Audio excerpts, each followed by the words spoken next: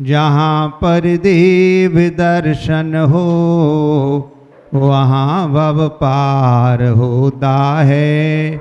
जहाँ पर देव दर्शन हो वहाँ भव पार होता है।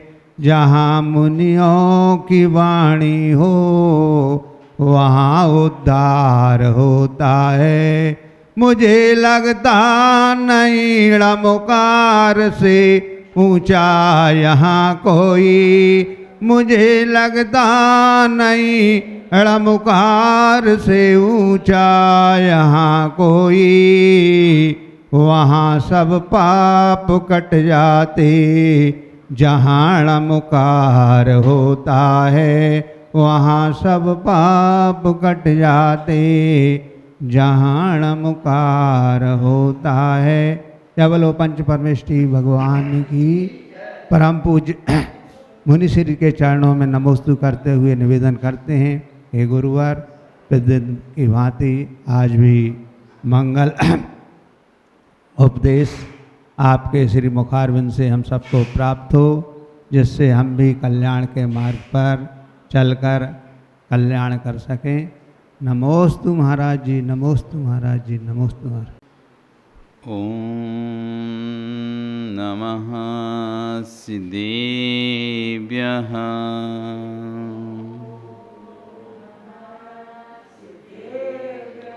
ओम नमः सिद्धेभ्यः।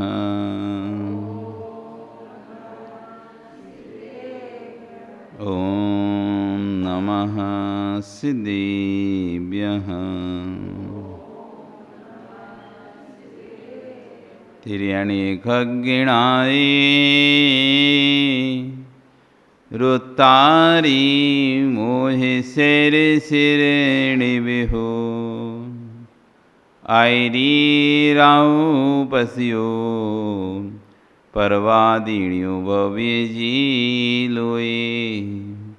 नमो अरिहंताणं नमो सिद्धाणं नमो आयरीयाणं नमो अच्छायाणं नमो लोई सविशाहुणं।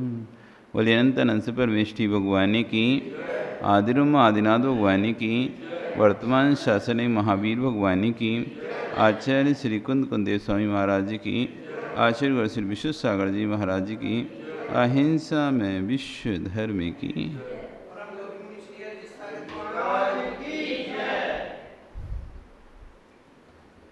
भवबंधु, वर्तमान शासन न्यायिक वर्धमान स्वामी के शासन में तीर्थंकर प्रभु की चरण निश्रा में बैठकर हम सभी जिन देशना का श्रवण कर रहे हैं, आचार्य कुंद कुंदेव स्वामी महाराज ग्रंथ राज रेण सारजी में श्रवण श्रावक उभय धर्मों का व्याख्यान करते हुए आज समझा रहे हैं कि मात्र भेद से कल्याण नहीं होगा। दो चीज़ें होती हैं, एक भेष, दूसरा भाव। कोई भी कार्य की सिद्धि में दो वस्तुओं की आवश्यकता पड़ती है। कल यहाँ पर चर्चा चल रही थी, उपादान और निमित्त। उपादान और निमित्त की हम चर्चा कर रहे थे। कार्य उपादान में ही होता है, कार्य उपादान में ही होता है, उपादान ही कार्य रूप परिणत होता है। मिट्टी ही घट बनती है, कुंभकार घट नहीं बनता। मिट्टी में ही योग्यता होती है, तभी मिट्टी घट को परिणत हो पाती है। कुंभकार मिट्टी घट रूप परिणत नहीं होता है। कुंभकार निमित्त मात्र है। यदि उपादान में योग्यता है तो पदार्थ आपके लिए निमित्त बनेगा। हर वस्तु हर व्यक्ति के लिए निमित्त नहीं होती। निमित्त उसी को कहते हैं जो उपादान को प्रभावित करे। जब उपादान में योग्यता होती है तभी दूसरा व्यक्ति निमित्त बन सकता है। यदि स्वयं उपादान में योग्यता नहीं है तो कोई भी व्यक्ति आपके लिए निमित्त नहीं बन सकता। हम स्वयं संश्लेष परिणाम करना चाहते हैं तो दूसरा व्यक्ति हमारे निमित्त बन जाएगा संश्लेषता के लिए। यदि हम स्वयं संकलित परिणाम करना नहीं चाहते तो कोई कितना भी चिल्लाए, कितना भी गलत करे, कितना भी उपद्रव करे, हमारे लिए वो निमित्त नहीं बन सकता। तो एक होता है वेश, दूसरा होता है भाव। मूल है भाव। मूल क्या है? भाव है। वेश सहकारी कारण है। वेश सहकारी कारण है, लेकिन कार्यकारी भाव ही होगा। मुनि मोक्ष वही जाएगा जो मुनि के भावों से युक्त होगा। मोक्ष वही जाएगा जो मुनि के भावों से युक्त होगा, लेकिन वो भाव प्राप्त करने के लिए मुनि बनना पड़ेगा। मोक्ष कौन जाएगा? जो मुनित्व के भावों से युक्त होगा। जो मुनि के भावों से युक्त नहीं होगा वो मोक्ष नहीं जाएगा, लेकिन उन मुनि के भावों को प्राप्त करने के लिए मुनि बनना पड़ेगा। मुनि बनने से मोक्ष नहीं जाएंगे कि मुनि बन गए सब मोक्ष चले गए, साधु बन गए तो मोक्ष चले गए। साधु बनने का साधु के भाव होना पड़ेगा। मुनि बनने का मुनि के भाव होना पड़ेगा। जब वो भाव होंगे तब मोक्ष का साधन खुलेगा। सम्यक दर्शन ज्ञान चारित्राणी मोक्ष मार्गा। सम्यक दर्शन ज्ञान चारित्राणी मोक्ष मार्गा। सम्यक दर्शन, सम्यक ज्ञान, सम्यक चारित मोक्ष का मार्ग है। ये द्रव्य सम्यक दर्शन, सम्यक ज्ञान, सम्यक चारित मोक्ष का मार्ग में समझ लेना। भाव सम्यक दर्शन, भाव सम्यक ज्ञान, भाव सम्यक चारित मोक्ष का मार्ग है। द्रव्य सम्यक दर्शन मोक्ष मार्ग नहीं है। द्रव्य सम्यक दर्शन समझते हैं किसे कहते हैं?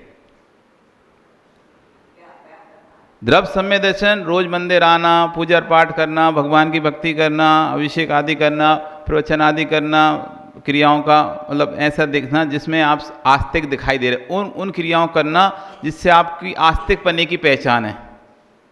किन क्रियाओं करना? जिन क्रियाओं से आपके आस्तिक पने की पहचान होती है कि हाँ आप भगवान के प्रति श्रद्धावान हैं, आप गुरु के प्रति श्रद्धावान हैं, आप शास्त्र के प्रति श्रद्धावान हैं। इन क्रियाओं को करना कहलाता है द्रव्य सम्यक दर्शन। जिन बाहरी चिन्हों को हम देखकर ये समझ सकें ये अधर्मी नहीं है, धर्मी है, पापी नहीं है, धर्मात्मा है। रोज अभिषेक करता है, पूजन करता है, अथवा अहिंसा व्रत का पालन करता है। ये जो सामान जो दिखाई देते हैं, रात्रि भोजन नहीं करते हैं, अभक्ष नहीं खाते, भैया ये धर्मात्मा आदमी है। ये बाह्य चिन्हों से हमने उसे जो माना है ये धर्मात्मा सम्यक दृष्टि होना चाहिए। बहुत स्वाध्याय करता है, स्वाध्याय प्रेमी है, बहुत स्वाध्याय करता है, हर साधु के पास आता है, हर साधु की सेवा करता है, स्वाध्याय करता है। ये सम्यक दृष्टि तो होना चाहिए। ये बाह्य चिन्ह से, ये बाह्य सम्यक दर्शन हमने देखा है। बाहरी सम्यक दर्शन बाहरी चिन्हों को देखकर, तो बाहरी सम्यक दर्शन, बाहरी सम्यक ज्ञान अर्थात बहुत शास्त्रों का ज्ञान हो जाना, बहुत सारे शास्त्रों को पढ़ लेना, ये बाहरी सम्यक ज्ञान हो गया। बाहरी सम्यक चारित्र अर्थात मुनि बन गए या अणुवृत्ति बन गए या महावृत्ति बन गए और व्रतों को धारण कर लिया, उपवास करे, एकादश कर रहे, 5 महाव्रतों को पालन कर रहे, 5 समितियों का पालन कर रहे हैं, नग्न रह रहे, केश लौच कर रहे, एक बार भोजन कर रहे, खड़े होकर भोजन कर रहे, ये सब बाह्य चारित्र हो गया। बाह्य सम्यक दर्शन, बाहरी सम्यक ज्ञान और बाहरी सम्यक चारित्र। सम्यक दर्शन, सम्यक ज्ञान, सम्यक चारित्र मोक्ष मार्गा। सम्यक दर्शन ज्ञान चारित्राणी मोक्ष मार्गा। तो बाहरी सम्यक होने से, बाहरी ज्ञान होने से या बाहरी चारित्र होने से मोक्ष मार्ग नहीं खुल जाएगा। बाहरी सम्यक दर्शन ज्ञान चाहे से मोक्ष मार्ग नहीं खुलेगा जब तक अंतरंग में भाव नहीं होंगे। तब तक वो, जब तक भाव सम्यक दर्शन, भाव सम्यक ज्ञान, भाव सम्यक चारित्र नहीं होगा, यानी निश्चय सम्यक दर्शन, निश्चय सम्यक ज्ञान, निश्चय सम्यक चारित्र नहीं होगा, तब तक मोक्ष मार्ग नहीं है। बाहरी सम्यक दर्शन तत्व सिद्धांत होता है, बाहरी संदर्भ तो पदार्थों का सिद्धांत होता है। अंतरंग सम्यक दर्शन होता है आत्मरुचि। अंतरंग सम्यक दर्शन आत्म प्रतीति। जब तक आत्म प्रतीति नहीं होगी तक उसे सम्यक दर्शन नहीं हो सकता, और तब तक उसका मोक्ष मार्ग प्रारंभ नहीं है। बाह्य में सम्यक चारित्र व्रतों का पालन है, अंतरंग में अपने आत्मा में लीन होना, ये अंतरंग चारित्र है। अप्पा अपम्मी रहो। अप्पा अपम्मिरो इड़मे भवे परम चारित, जो आत्मा में आत्मा की लीनता है, इसका नाम है चारित्र। व्रतों में जो बाह्य व्रतों में लीनता है, संलग्न होकर लीन होकर एकाग्र होकर वो कार्य कर रहा है, वो सम्यक चारित्र नहीं है, वो बाहरी सम्यक चारित्र है। अंतरंग सम्यक चारित्र होगा जब वह अपनी आत्मा में लीन हो जाएगा, उसका नाम है सम्यक चारित्र।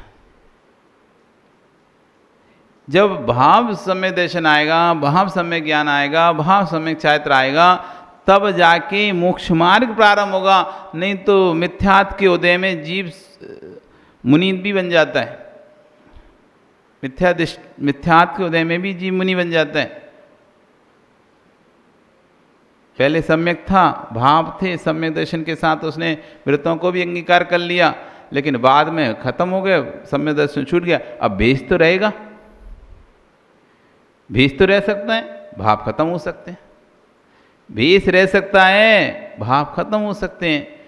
तो शरीर के भेष से मोक्ष मार्ग नहीं खुलता है, अंतरंग के परिणामों से मोक्ष मार्ग खुलता है। लेकिन वे अंतरंग के परिणाम बनते कब हैं? तो बहिरंग भेष से बनते हैं। अंतरंग के परिणाम तैयार किससे होते हैं? बाहर के भेष से तैयार, इसलिए बाहर का भेष धारण करना पड़ता है। लेकिन कोई ये ना समझ ले कि भेष धारण कर लिया तो हो गया कल्याण।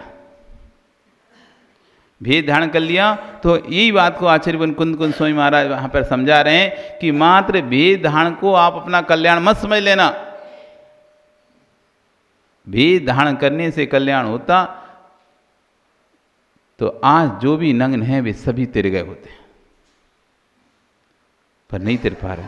तो उसी को गाथाओं के माध्यम से आज आचार्य कह रहे हैं, धरियो बाहिर लिंगम परिहै हरि यौ बाहिरक्षरो सौखम ही करियौ क्रिया कम्मम मरियौ जम्यमि बहिरप जीवो।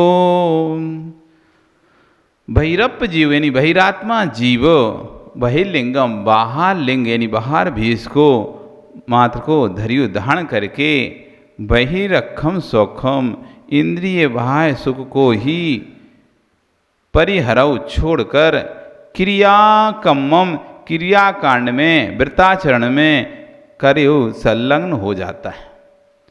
जो बहिरात्मा है, मिथ्या दृष्टि जीव है, बाह्य भेष को धारण करके इंद्रिय सुखों को छोड़कर क्रियाकांड व्रताचरण में आदि में लीन हो जाता है।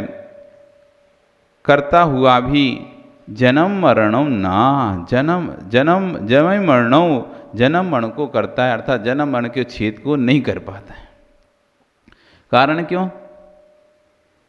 सद्देदी रोचेदी पुणेदी फासेदी, वो श्रद्धान कर रहा है, प्रीति कर रहा है, रुचि कर रहा है, स्पर्शन कर रहा है, लेकिन तब भी कल्याण क्यों नहीं हो रहा मिथ्या दृष्टि जीव का? तो कह रहे हैं सद्देदी रोचेदी पुणेदी फासेदी धम्मम भोग निमित्तम नहीं तू कम खे निमित्त।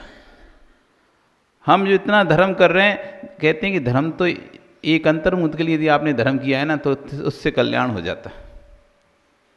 अंतर्मुख के जो धर्म के परिणाम हैं, यदि अंतर्मुख भी हमारे परिणाम लग जाएं, उससे कल्याण हो जाएगा हमारा। लेकिन हम वर्षों वर्ष हो गए, सालों सालों हो गए, अनेक भव निकल गए, तब भी कल्याण नहीं हुआ। क्या हम किसी भव में धर्म नहीं करें क्या? और अभी धर्म कर रहे हैं कि नहीं कर रहे? अभी कर रहे हो आप धर्म? नहीं कर रहे? कर रहे हो धर्म कि नहीं कर रहे? धर्म नहीं कर रहे, धर्म नहीं कर रहे ना, कि नहीं कर रहे? अरे अभी बोले मां नहीं कर रहे, तो धर्म कर रहे हैं। तो धर्म करने वाला तो इतना देर तक टिकता ही नहीं है।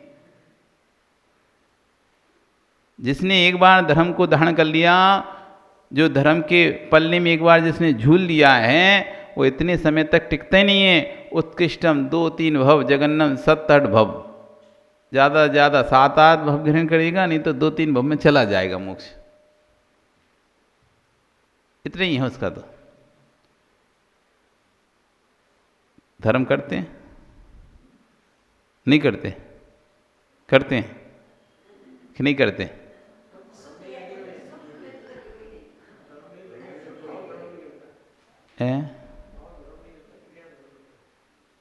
शुभ में लगे हैं। शुभ की परिभाषा पता है क्या है? कल एक ऊपर चर्चा चल रही थी, अच्छे दिन की परिभाषा चल रही थी। अच्छे दिन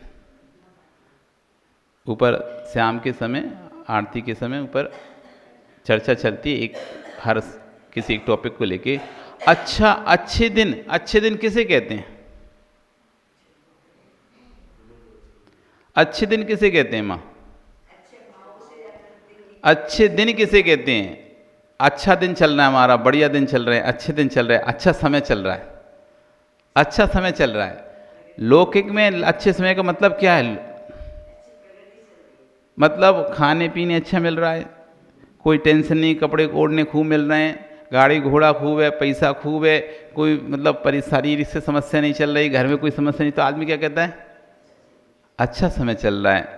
तो जिन ये सभी जो भोग सामग्रियां मिले तो कहता है अच्छा समय चल रहा है, जबकि कह रहे हैं कि बुरा समय चल रहा है बुरा समय। जिसे तुम अच्छा समय कह रहे हो वो आगम कह रहा है बुरा समय चल रहा है तुम्हारा। क्यों बुरा समय क्यों चल रहा है? ये समय आपको दुर्गति के निकट ले जा रहा है, क्योंकि इस समय आपको भोग सामग्रियां सुलभता से उपलब्ध हैं और उन भोग सामग्रियों को आप भोग कर रहे हो। उन भोग सामग्रियों को भोग करने से आप तीव्र कर्म का बंध कर रहे हो। भोग सामग्रियां नहीं होती तो व्यक्ति नहीं भी करता, सुविधाएं नहीं होती तो आदमी अब उतनी इच्छाओं में रह जाता है, ज़्यादा नहीं करता, चलो पैदल चल ले रहे, गाड़ियाँ नहीं है हमारे पास में, तो पैदल चलेगा तो कम से उतनी हिंसा नहीं होगी उसके द्वारा। लेकिन अब भोग सामग्रियाँ हैं, हमारे दिन अच्छे हैं भैया, अपन पैदल में अपने दिन बढ़िया हैं, तो गाड़ी है बना ली, तो नौकर ड्राइवर लगा हुआ है, गाड़ी लगी हुई है, तो हम तो गाड़ी से जाते हैं। अच्छा दिन चल रहा है भी आजकल हमारे, तो गाड़ी से गया तो कर्म बंद तीव्रता से बढ़ा कि धीमे से हुआ। जिसे हम अच्छा दिन कह रहे हैं वो समय हमारे लिए, मतलब जो हमारे लिए अच्छा समय जिसे हम कहते हैं, मतलब अच्छा समय मतलब हमारी परिभाषा क्या है? हम खुश हैं और खूब सब अच्छा सा चल रहा है और जो चाहते हैं वो मिल जाए हाथ पे, जो सोचें वो हो जाए, जो चाहें वो मिल जाए, जो भोग सामग्री चाहें, जो भी सामग्री चाहें वो मिल जाती है और खुश रहते हैं। इसका मतलब हम अच्छा। तो जितना हम भोग सामग्रियों को तीव्रता से भोग रहे हैं उतना ज़्यादा तीव्र कर्म का आश्रय बढ़ गया कि नहीं बढ़ गया? तो जिसे अच्छा कह रहे थे वो समय हमें दुर्गति की ओर लेकर जा रहा है। ये हमारा बुरा समय चल रहा है, ये बुरा समय चल रहा है। पर्याय का अच्छा समय हो सकता है, तात्कालिक अच्छा समय हो सकता है, लेकिन त्रैकालिक बुरा समय है वो आपके लिए। वो तात्कालिक पर्याय के सुख की अपेक्षा से आप कह सकते हो, शारीरिक सुख की अपेक्षा से आप कह सकते हो, मानसिक सुख की अपेक्षा से कह सकते हो, लेकिन आत्मा के लिए वो आगे दुख की व्यवस्था करके जा रहा है, दुर्गतियों के निकट लेके जा रहा है। वो अच्छा समय नहीं, बुरा समय। अच्छा समय तो उसे कहते हैं जो समय आपके कर्म क्षय में कारण बने। अच्छा समय उसे कहते हैं जो समय आपको पाप आश्रव के बंध से बचाए, जो समय आपको मोक्ष मार्ग की ओर बढ़ाए, जो समय आपको कर्म निर्जरा की ओर बढ़ाए, उसका नाम अच्छा समय। वो कितनी देर रहता है आपके पास? ऐसा समय कितनी बार आता है? कितनी समय तक आता है? जहाँ हमको मोक्ष मार्ग की या अपने कर्म निर्जरा के साधन की मिलते भी हैं, तब भी हम उन समयों को छोड़ देते हैं। तो उसमें था कि समय पर यदि समय को पहचान लिया, समय पे समय को पहचान लिया तो समय को प्राप्त कर लोगे। समय यानी आत्मा, समय यानी समय यानी वक्त, मौका। तो समय पे यदि आपने समय को पहचान लिया तो आप समय को प्राप्त करके समय सार बन जाओगे। हमको भी समय का भान नहीं है कि किस समय, कौन सा हमारा अच्छा समय, कौन सा हमारा बुरा समय। हम जो अच्छा बुरा समय उसे हे देखते हैं, अच्छे समय उपाधि देखते हैं, लेकिन जो अच्छा समय है वो समय आपके लिए, आपकी आत्मा के लिए बुरा ही समय है। क्योंकि हम धर्म कर रहे हैं लेकिन कुछ ही धर्म के गूढ़ रहस्यों को आज तक नहीं समझा। आचार्य ने कहा कि मोह को नहीं छोड़ पा रहे, कोई बात नहीं, मोह को नहीं छोड़ पा रहे कोई बात नहीं, इतनी सामर्थ्य नहीं तुमसे मोह को छोड़ पाओ, लेकिन मोह के साधनों से तो दूर हो सकते हो। किसी व्यक्ति को यदि आप छोड़ नहीं पा रहे, किसी व्यक्ति को आप छोड़ नहीं पा रहे, तो उससे दूर तो हो सकते हैं। हम दूर भी ना हो और छोड़े भी नहीं, तो दोनों में हमारा कल्याण नहीं होगा। वो वस्तु कभी हमसे दूर नहीं होगी। यदि किसी व्यक्ति को भी छोड़ना है, किसी वस्तु को भी छोड़ना होता है, तो उससे दूर होना पड़ता है। तो जिन भावों को हमें छोड़ना है, कुभावों को छोड़ना है, बुरे भावों को छोड़ना है, यदि उनको छोड़ना है तो पहले उनसे दूर होना पड़ेगा। तो धर्म समझना पड़ेगा, धर्म है क्या आखिर में। अभी तक धर्म किया ही नहीं है। हमको धर्म क्या कह रहे हैं, बाह्य क्रिया कांड में व्रताचरण में ही हम धर्म मान चुके हैं, और वही हमारी धर्म की परिभाषा है। भाव पर हमारा ध्यान ही नहीं है। भाव प्रधान यस्मात् क्रिया प्रतिफलंती न भाव शून्या, भाव से रहित क्रियाएं फल को नहीं देती हैं। इसलिए आचार्य वन यहाँ पे कहते हैं भीष पर मत जाओ। भीष, ये बात विषय अलग है कि ये सब सोच के ये मत बोलना कि देखो महाराज जी तो बोले थे कि भेद धारण करने से तो कुछ नहीं होता, भाव बनाओ भाव बनाओ। तो हम तो इसलिए भाव मुनि हैं, भाव आरिका हैं, तो भाव आरिका भाव मुनि भाव भीष के बिना नहीं बन सकते। ये विषय भी ध्यान रखना। आप सोचो कि हम द्रव्य धारण ना करके सिर्फ भाव भेष को बना लें, हम भाव भेष में आरिका हैं, हम भाव में मुनि हैं, तो ना भाव में कोई आरिका होता, ना भाव में, बिना भेष के भाव में कोई आरिका नहीं बन सकता, भाव में कोई मुनि नहीं बन सकता। भावना भा सकता है, भावना भा सकता है, लेकिन वो परिणाम प्राप्त नहीं कर सकता। वो परिणाम तो भेष धारण करने पर ही आएंगे, पर भेद धारण करना अकेला मात्र कल्याण नहीं है, भेष के बाद भाव भी धारण करना चाहिए। मात्र पूजा, अब यहाँ पे मात्र पूजा करना से कल्याण नहीं होगा, पूजा करते समय वो भाव भी आना चाहिए। जो परिणाम पूजा के समय रहते हैं वो परिणाम आना चाहिए पूजा वाले।